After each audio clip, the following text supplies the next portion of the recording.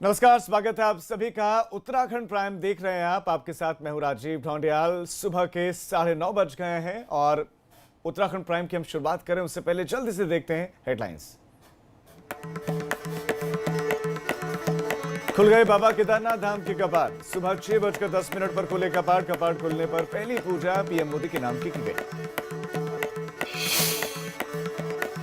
उत्तराखंड में कोरोना मरीजों की संख्या में इजाफा। प्रदेश में अब तक 54 कोरोना मरीज मिले। मंगलवार को ऋषिकेश एम्स में 3 नए पॉजिटिव केस। आज होगी त्रिवेंद्र कैबिनेट की बैठक। सुबह 11 बजे मुख्यमंत्री आवास पर होगी बैठक। कोरोना और लॉकडाउन को लेकर चर्चा होगी। नैनीताल में सड़क पर बिखरे मिले 500 रुपए के नोट। कोरोना के संक्रमण के डर से लोगों ने पुलिस को दी जानकारी।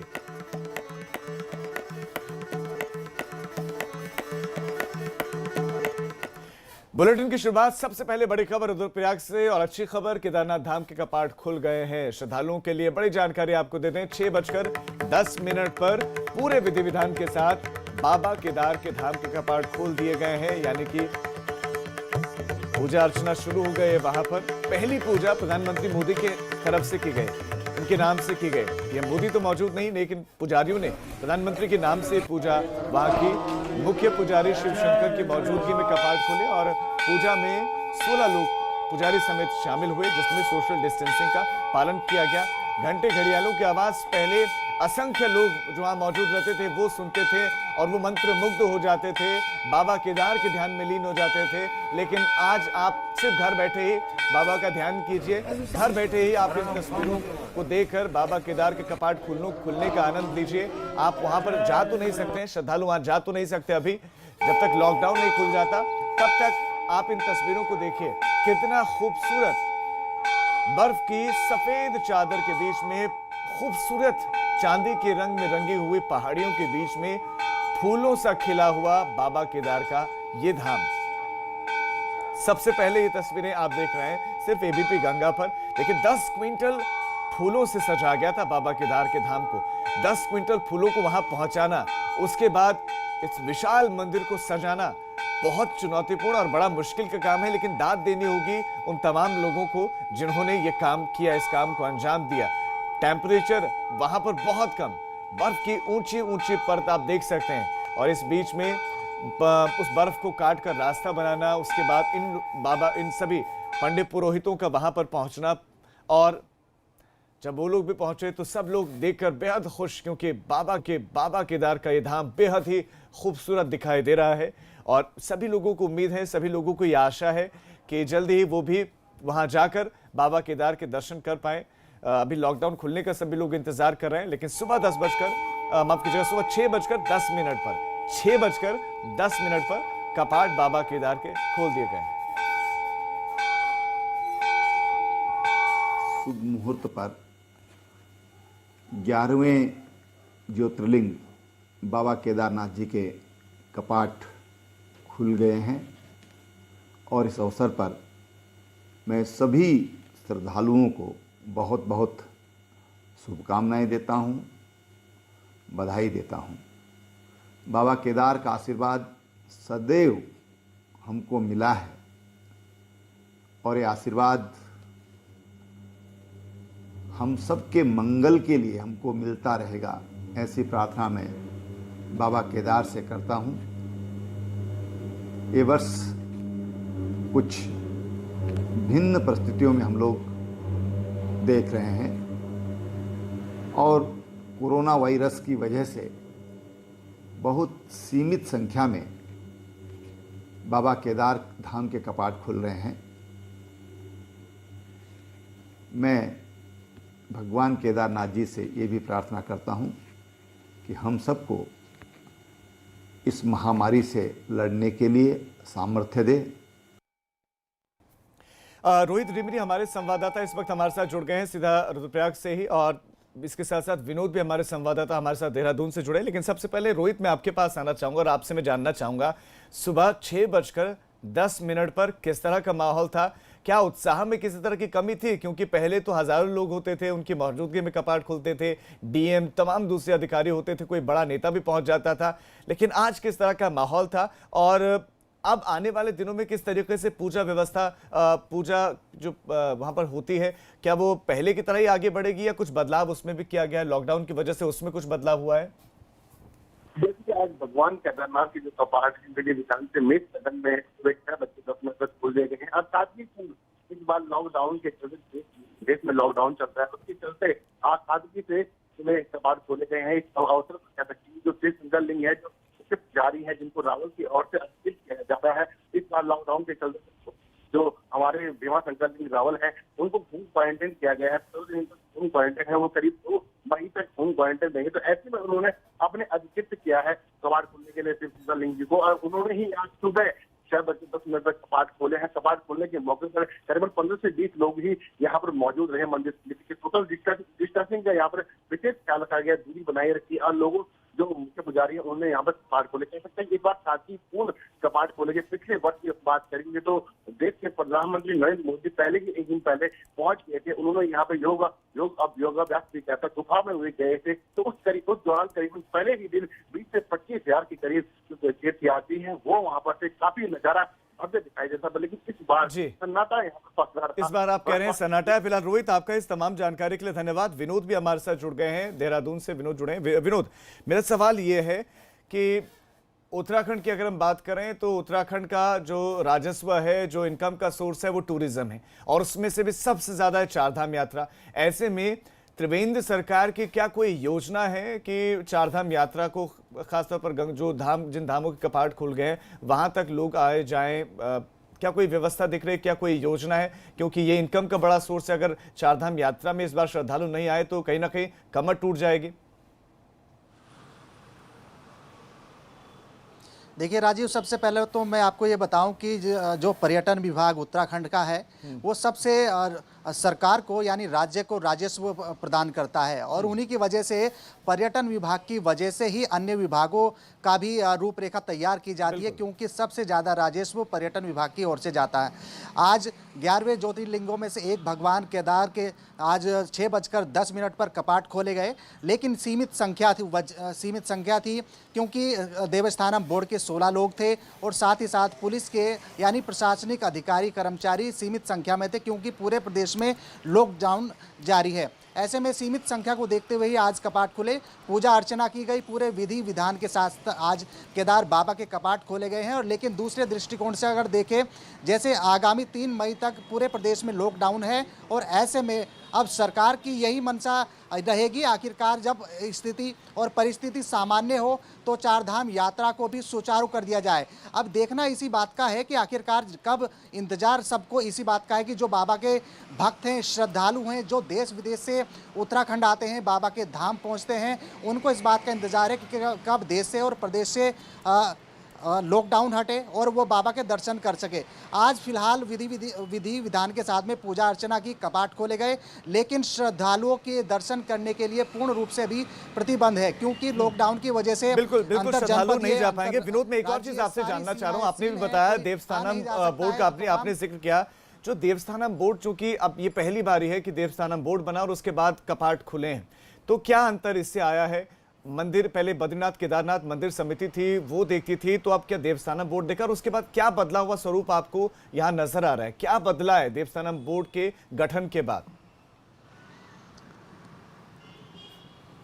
देखिए, राज्य में पूर्व में ही ये कैबिनेट में ये गठन पास कर दिया गया था, और जैसे ही ये गठन पास किया गया, तमाम ये परिस्थिति ऐसी हुई कि जो तीर्थ पुरोहित थे वो हालांकि जो हकूकधारी पूर्व से ही रहे हैं मंदिर बद्री केदार मंदिर समिति के, तो वो विरोध भी जता रहे, लेकिन राज्य सरकार अपने फैसले को लेकर अडिग रही, और यही वजह है कि अब राज्य में अब देवस्थानम बोर्ड का गठन कर दिया गया है। उन्हीं के आज तमाम जितने पदाधिकारी थे, तीर्थ पुरोहित थे, वो आज मंदिर प्रांगण में, परिसर में मौजूद रहे हैं, और 16 लोग देवस्थानम बोर्ड के आज मुख्य पुजारी के साथ साथ रहे, और तो माहौल बिल्कुल साफ यही कहा जा सकता है कि तमाम व्यवस्थाएं जो सरकार की थी उसी के अनुरूप कार्य किया गया। और ठीक है विनोद, आप हमारे साथ बने रहें, अगली खबर पर मैं आपके पास आऊंगा। तो आप ये कह रहे हैं कि वहां पर व्यवस्थाएं इस वक्त देवस्थानम बोर्ड देख रहा है, लिहाजा उनके अधिकारी वहां पर मौजूद थे। प्रधानमंत्री मोदी के नाम से पहली पूजा अर्चना बाबा केदार की करवाई गई है।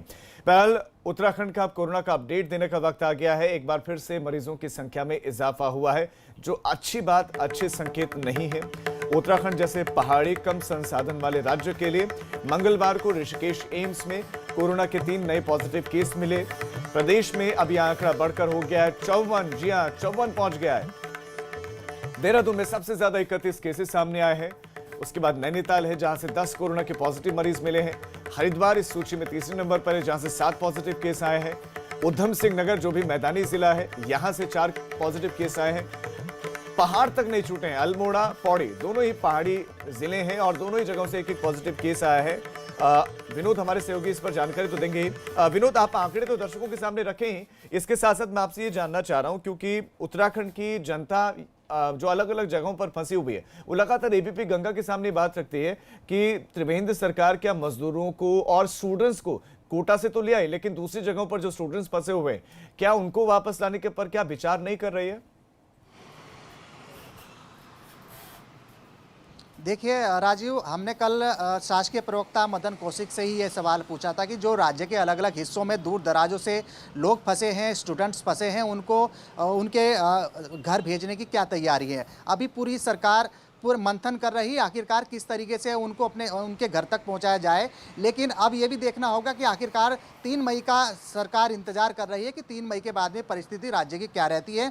लेकिन ऐसा नहीं लग रहा है कि जिस तरह से संख्या लगातार बढ़ रही है। कल भी 3 केसेस राजधानी देहरादून के ऋषिकेश से देखने को मिले और 3 केसेस बढ़कर अब संख्या उत्तराखंड की 54 हो गई है। तो ये संख्या लगातार बढ़ रही है, तो ऐसा नहीं माना जा सकता है कि अब लॉकडाउन खत्म हो या यानी कि ये इस ओर इशारा है कि लॉकडाउन बढ़ सकता है। बहुत जल्दी से, बहुत संक्षिप्त में आप विनोद बताइए क्योंकि पहाड़ी जिलों से केस आना ये बहुत खतरा है क्योंकि अल्मोड़ा और पौड़ी से केसेस आए हैं जो यहां से पॉजिटिव केसेस आए, इनका उपचार कहां चल रहा है?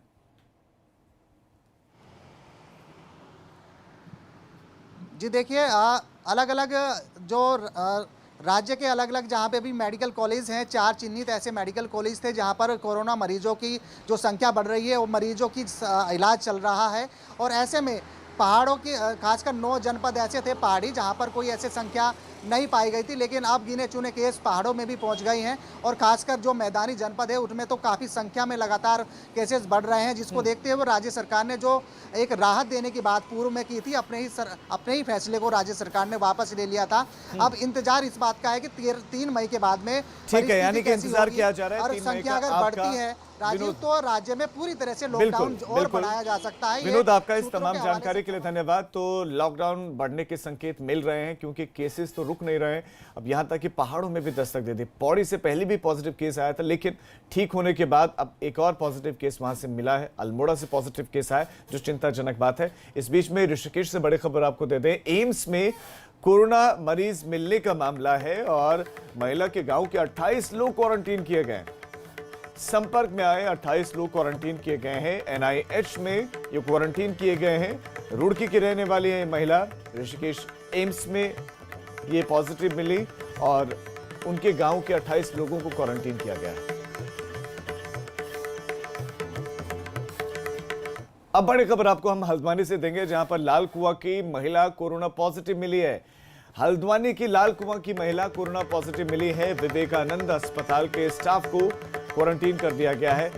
लाल कुआं की रहने वाली महिला जो कोरोना पॉजिटिव मिली है, 29 कर्मचारियों को अस्पताल के क्वारंटीन कर दिया गया है। विवेकानंद अस्पताल में ब्रेन स्ट्रोक की वजह से भर्ती थी।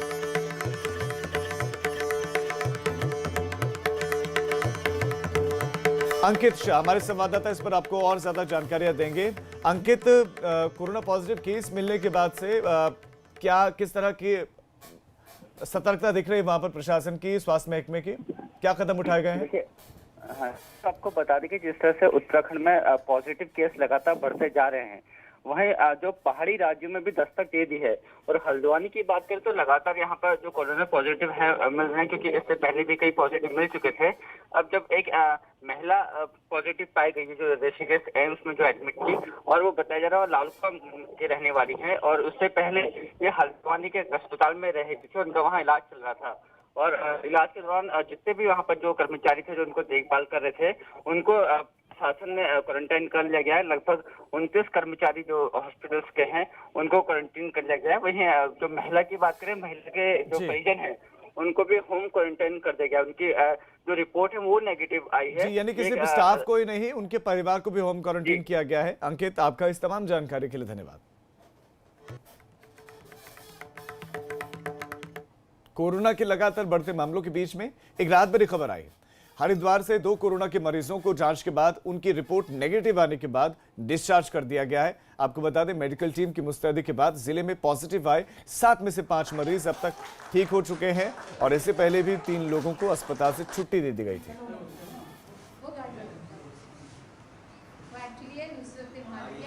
एक तो हरी सिंह है जो कि रिलीफ कैंप से आया है, ये हाथरस का था और ये ऋषिकेश से आया था और रुड़की के रिलीफ कैंप में था। तो आज वो ठीक हो गया। उसका मतलब 2 नेगेटिव रिपोर्ट्स जो 7 डेज़ के बाद करी हैं वो नेगेटिव आई हैं और बाकी इन्वेस्टिगेशंस भी उनके नॉर्मल हैं। दूसरी है नुसरत है जो कि वहाँ मानक माजरा की हैं, ये भी जल्दी नेगेटिव आ गई हैं। अब बड़ी खबर आपको देहरादून से दे दें। त्रिवेंद्र कैबिनेट की महत्वपूर्ण बैठक है आज। ये महत्वपूर्ण इसलिए है क्योंकि बहुत सारे निर्णय इसमें लिए जा सकते हैं। मुख्यमंत्री त्रिवेंद्र सिंह रावत उन्हीं के आवास में सुबह 11 बजे ये बैठक शुरू होगी और बैठक में लॉकडाउन को लेकर चर्चा होगी। कैबिनेट के मिनिस्टर्स मौजूद रहेंगे।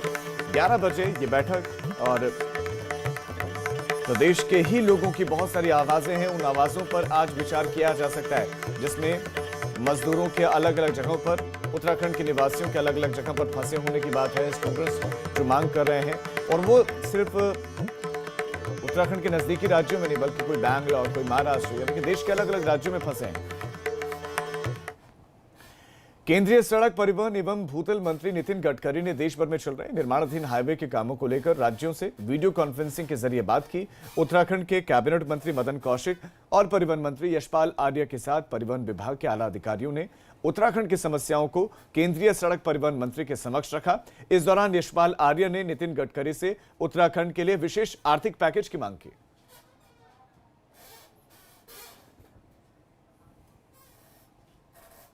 मैंने आज अनुरोध किया है माननीय नितिन गडकरी जी से कि उत्तराखंड में पर्यटन व्यवसाय महत्वपूर्ण आर्थिक का आधार है और लेकिन पूरी आर्थिकी चरमरा गई है और विराम सा लग गया है। हमारे यहाँ प्रति माह जो हमारे परिवहन निगम के कर्मचारी हैं, चालक हैं, परिचालक हैं, 20 करोड़ रुपये के वेतन हम प्रति माह देते हैं, लेकिन 3 महीनों से वेतन नहीं दे पाए हैं।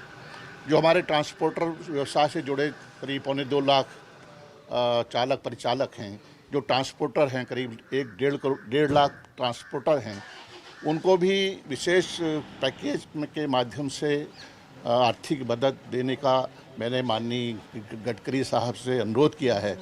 क्योंकि इस दौरान जो हमारा ये सीज़न है, केदारनाथ धाम यात्रा है, हेमकुंड साहिब है, कैलाश मानसरोवर यात्रा है और अन्य यात्राएं हैं, सब प्रभावित हुए हैं। चलिए फिलहाल हम रुक रहे हैं, छोटे से ब्रेक के लिए हम फौरन लौट रहे हैं।